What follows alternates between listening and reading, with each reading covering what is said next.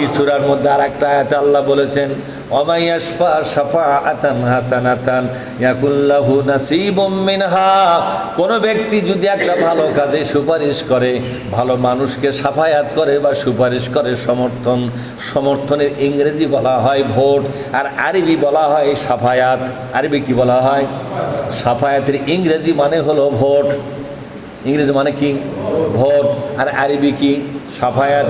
আল্লাহ বলছেন মাইয়াশফা সাফায়াতান, যে ব্যক্তি ভোট দিবে, হাসানাতান কোনো কল্যাণকর কাজে, কোনো ভালো মানুষকে, কোনো চরিত্রবান দক্ষ যোগ্য আল্লাহওয়ালা মানুষকে যারা সমর্থন দিয়া নেতা বানাবার কাজ করবে, ভোটে জিতুক বা ঠকুক, এই সাফায়াতের জন্য ইয়াকুল্লাহু নাসিবুম মিনহা, আমি তাকে একটি সওয়াব দান করে তার আমলনামাটা ভরে দেব। অনেক লোক বলে ওই ভালো মানুষ ঠিকই হইতে উঠতে পারবে না, ভোট দিয়ে কি লাভ? আল্লাহ বলছেন লাভ তো আমার কাছে আছে তোমার জন্য। সুবহানাল্লাহ বলেন। তুমি যদি একটা ভালো মানুষকে সমর্থন দিতে পারো, আমি আল্লাহ কথা দিলাম, লোকটা উঠুক বা পড়ুক সেটা বড় বিষয় নয়।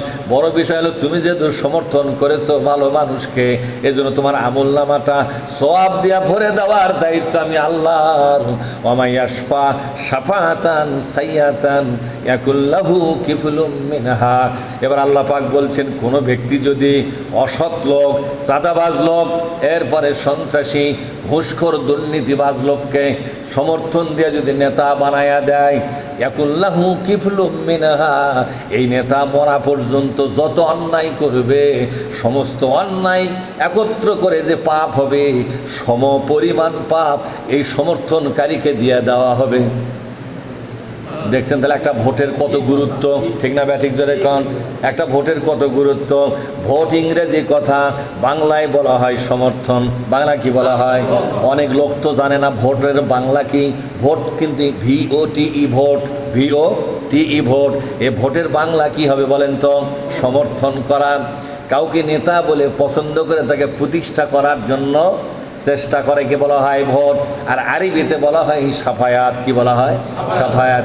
এ কথা কোরআনে 1400 বছর আগে বলে দিছে, তোমরা যদি ভালো মানুষকে সমর্থন দিতে পারো, সেই ভালো মানুষটা উঠুক বা পড়ুক, সমর্থন দেওয়ার জন্য তোমার আমলনামাটা সওয়াব দিয়ে ভরে দিবেন কে? আল্লাহ। জোরে বলুন, ভরে দিবেন কে?